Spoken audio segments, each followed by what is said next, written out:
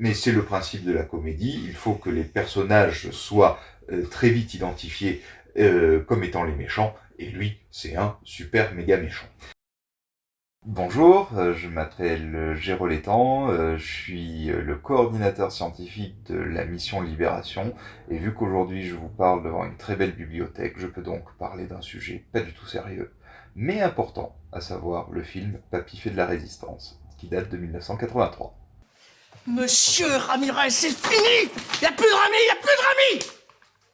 Peut-être avant de commencer, quelques mots sur ce film qui, comme je le disais, est une comédie, ne se prend pas au sérieux, mais pose de vraies questions, en fait, aux historiennes et aux historiens d'aujourd'hui. C'est vraiment cette idée, on va rire avec la guerre, mais ça, à la limite, ça s'était déjà fait, avec La Grande Vadrouille, avec d'autres films qui sont un peu moins connus. Mais ce que rajoute Papy fait de la résistance au tout début des années 80, c'est en réalité une dimension de parodie. En fait, les Papy fait de la résistance, c'est plein de parodies de films qui sont là. Papy fait de la résistance, comme son titre l'indique, c'est pas uniquement peut-on rire avec la guerre, c'est peut-on rire avec la résistance et avec la collaboration. Donc c'est pour ça que, à l'heure où on se souvient des 80 ans de la Libération, eh ben on peut continuer à se poser cette question. Rassurez-vous, Madame Bourdelle, c'est français, c'est la police française.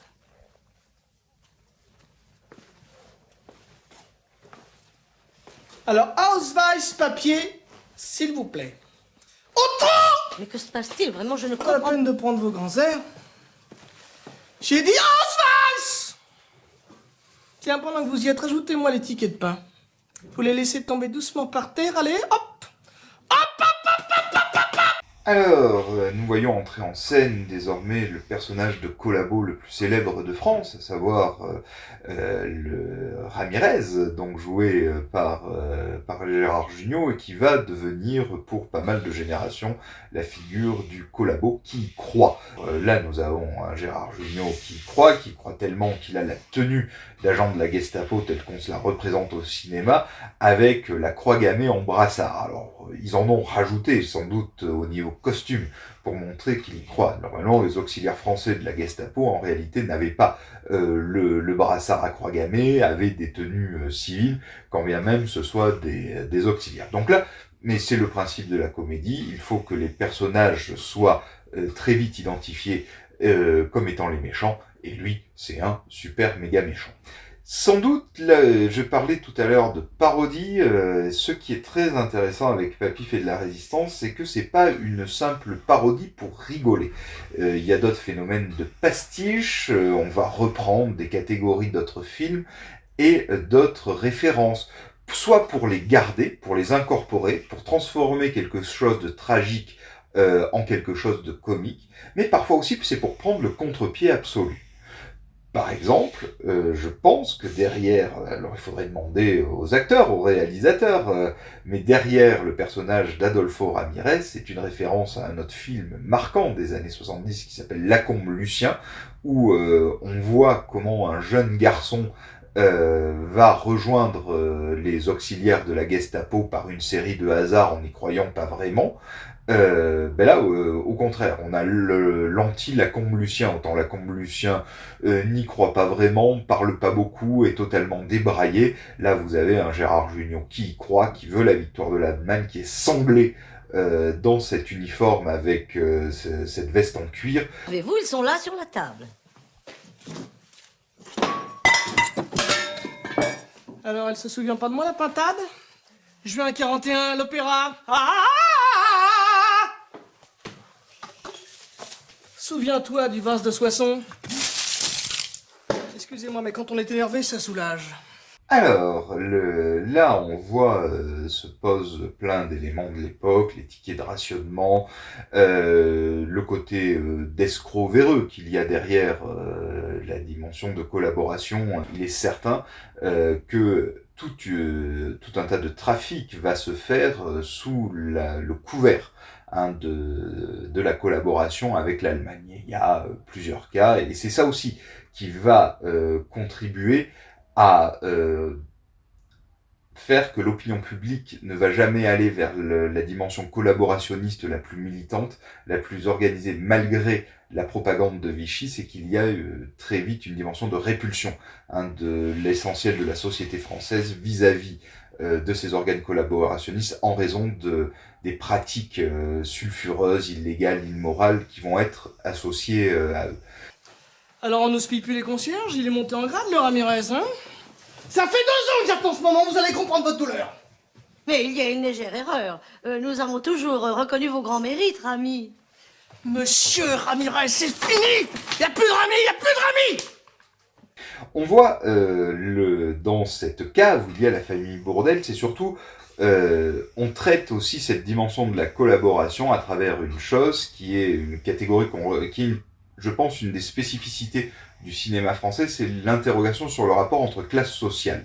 Se rire entre les classes sociales, entre tout à coup les bourgeois relégués à la cave et le petit concierge qui a les armes avec lui, elle est déjà explorée dans d'autres films de la troupe du Splendide, par exemple Les Bronzés, qui est en fait une sorte de panorama sociologique où les différentes catégories sociales, soit dans le camp de vacances, soit au contraire dans la station de ski, vont en permanence s'entrechoquer. Donc là, on voit que les scénaristes gardent leur point de force, qui est se rire à partir des différences sociales. Mais qu'est-ce qui se passe? On torture ici? Ta gueule, main sur la tête, le pédé, balance ton nom. Je pense. Général, je pense. Excusez-moi, général, je vous avais pris pour un autre. Mais qui êtes-vous? Adolfo Ramirez, Gestapo. Écoutez, mon général, j'ai du mal à comprendre. Vous connaissez pas? Il nous a dit qu'il agissait sur votre ordre. Tu as dit ça, crapaud? Le général Spons, en fait, c'est une référence, je pense, au Silence de la mer. Cette histoire où vous avez un soldat allemand qui loge dans une famille française. Cette famille française décide de répondre à ce soldat allemand qui pourtant aime la France et a toutes les vertus possibles par le silence. Parce qu'il y aura toujours, malgré l'admiration, l'affection peut-être qui naît vis-à-vis de ce soldat allemand, la différence entre l'occupant et l'occupé. Donc Le Silence de la mer, c'était un roman d'abord de l'écrivain et résistant Vercors, qui a fait de son nom de résistant son nom de plume. Et donc voilà, cette figure de l'officier allemand vertueux, attentif et tout ça, sans doute c'est une reprise de ce roman devenu plus tard un film, du Silence de la mer, mais bien sûr une reprise comique avec une dimension de pastiche. Je pense que par exemple, dans Le Silence de la mer, ce soldat allemand multiplie les références à la littérature, à la musique, aux arts français, et bien là, ils l'ont rendu avec un truc comique, avec le côté un peu pontifiant que peut avoir parfois le général Spons en citant à tour de bras des écrivains. Mais comment oses-tu venir ici avec ta horde de rats immondes? Écoutez, mon général, je suis de la Gestapo, je mène une enquête, je ne fais que mon devoir, mais je me demande si vous faites bien le vôtre. Il me donne un cours, bravo! Approche d'un jour, je vais te donner une leçon pour la mémoire. Répète après moi, je suis un âne batté. Je vais faire un rapport. Arrêtez pour le rapport. Méfiez-vous. Méfiez-vous. Alors, derrière ce Heil plein de haine, de rancune et sans doute d'idéologie, il faut savoir que ce qu'on appelle la Gestapo en France, c'est une étiquette. Donc, les collaborationnistes français ne sont pas uniquement dans la Gestapo, et il n'y a pas uniquement la Gestapo qui s'occupe de ces questions de maintien de l'ordre, qui vont aussi torturer, qui vont être dans la répression à l'égard de la résistance. Certes, la Gestapo est là aussi quelque chose qui a retenu l'attention, mais vous avez en fait toute une myriade d'organisations qui s'est développée entre les services de l'armée, une dimension de police allemande, de justice militaire et aussi la SS. Et donc la Gestapo est en fait un mot valise pour désigner une organisation parmi d'autres, parce que la Gestapo elle est surtout présente en Allemagne, dans le territoire du Reich. Ailleurs, ça va être tout un tas de services de sûreté. Il y a des unités, entre guillemets, de la Gestapo, mais il y a aussi ce qu'on appelle le SIPO SD. Vous allez avoir tout ce qui tourne autour de la SS. Bref, l'étiquette Gestapo, il faut aussi s'en méfier parce que dans les pays occupés, c'est un mot valise un peu. Colonel Vincent, super résistant. Dois-je vous appeler super ou résistant? Appelez-moi super, pas de chichi. Bon. Alors, nous passons à une autre scène, cette fois-ci moins tournée vers la collaboration que la résistance, avec le personnage principal du film, super résistant, que l'on va voir ici. Êtes-vous prêt à vous joindre? Oui, si on le demande poliment. S'il vous plaît. Sachez toutefois qu'il y a un petit problème. Le général apprécie votre action, mais il a vu votre photo, avec votre costume. Et je ne vous cache pas, il a été sans détour. Il a dit « ça craint ». Alors, ce sacrin du général de Gaulle, c'est sans doute, là encore, pour le côté parodique du film, une volonté.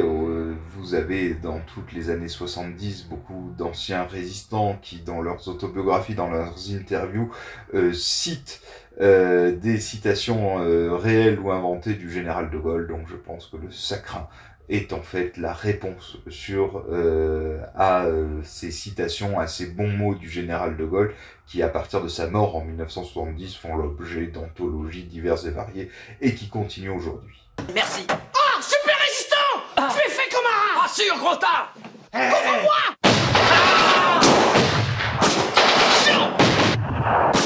On est d'accord, comme tout le reste, c'est totalement inventé, mais ils ont le droit. Les historiens et les historiennes ne sont pas là pour censurer la culture populaire.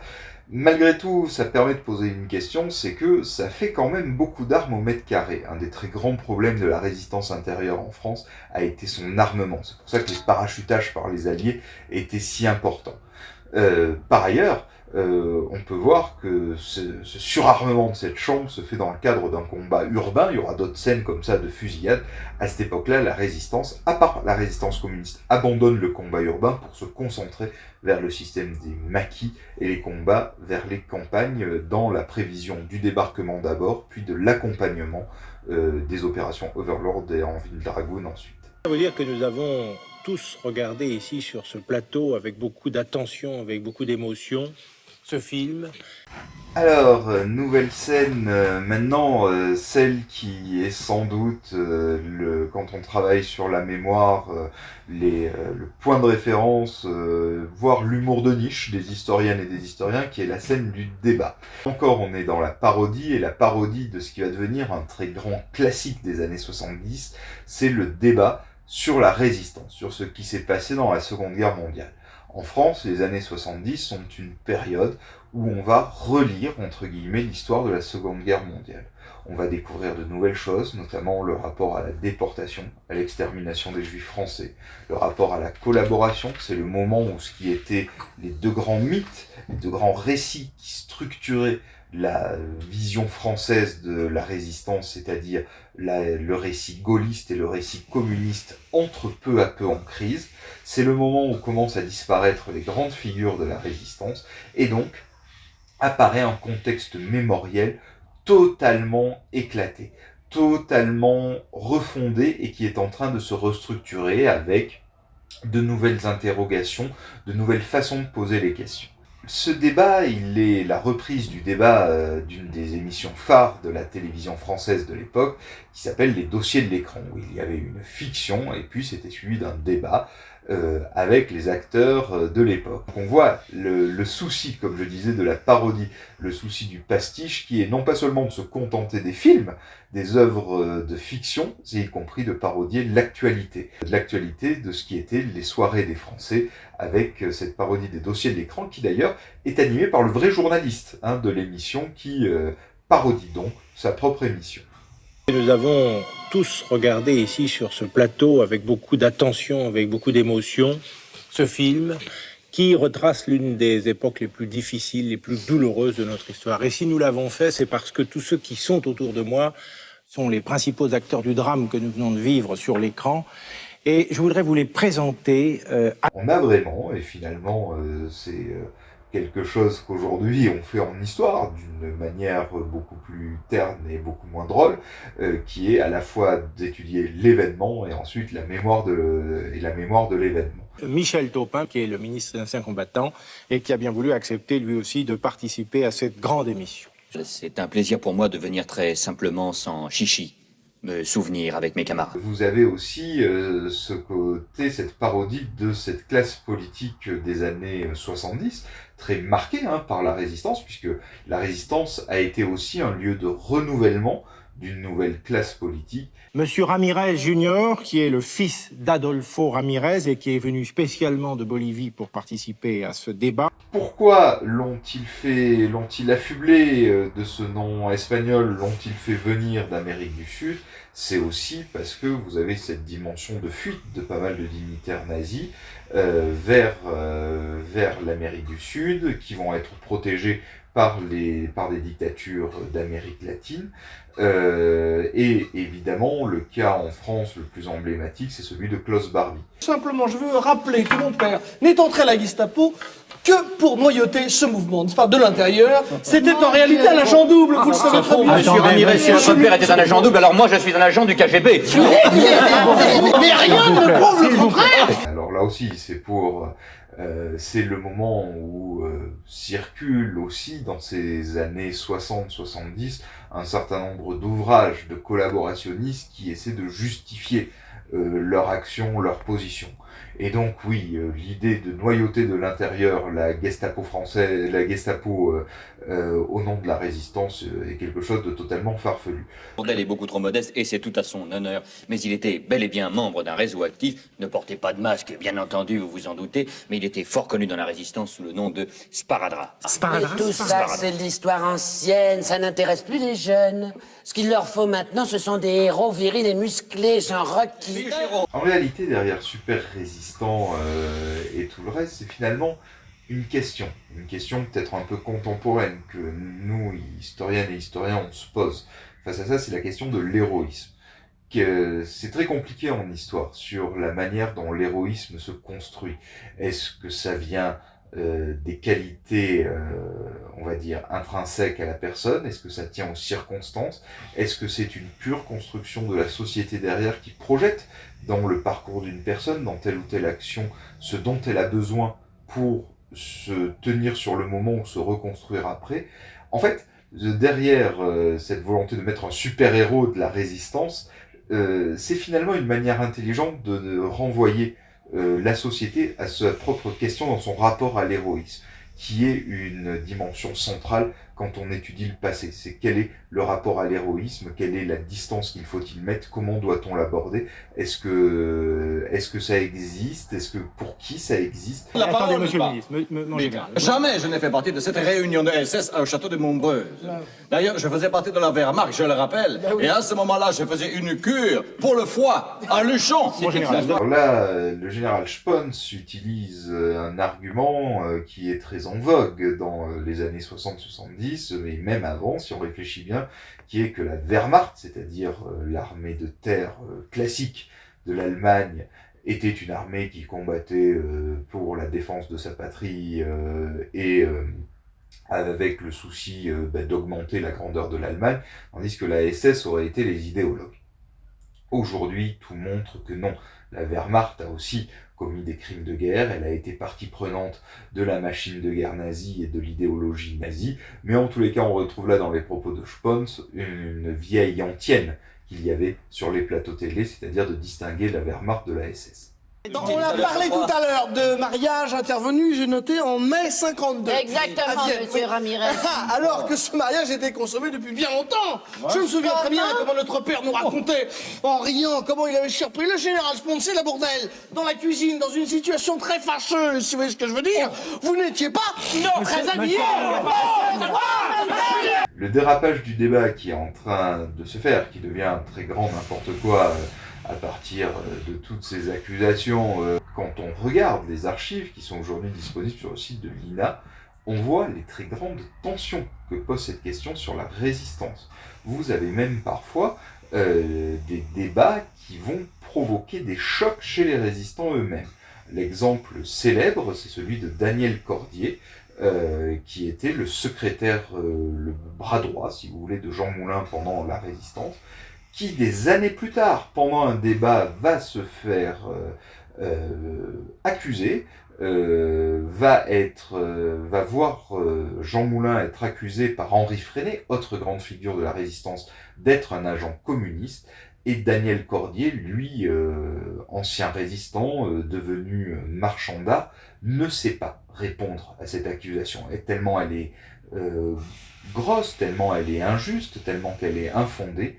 Et Daniel Cordier, ne sachant pas comment répondre, en fait, va décider, ce jour-là, traumatisé par ce débat auquel il n'a pas su répondre, auquel il n'a pas su gérer la polémique qui se produit à ce moment-là, eh bien, va décider de devenir historien à sa manière de Jean Moulin pour prouver, pour démonter en fait les accusations injustes qui pesaient sur celui qui avait été son patron pendant la guerre et qu'il ne connaissait que sous le nom de Rex. La résistance, je le sais, je l'ai Attention, Ramirez, n'allez pas trop loin, n'allez pas trop loin. Alors, cette scène qui se termine en bagarre aussi, je pense, est la dernière touche à ce qui était le but de la comédie, c'est en fait de désacraliser. Sachant que cette désacralisation intervient à un moment où, dans les années 80, ce sont les derniers chefs de la résistance qui sont en train de peu à peu disparaître. Le contexte a changé 40 ans plus tard, parce que désormais, cette fois-ci, ce sont les derniers contemporains qui disparaissent. Les derniers résistants encore en vie, vu leur âge, font partie du petit peuple de la résistance. Celui qui longtemps n'a pas eu droit au plateau télé.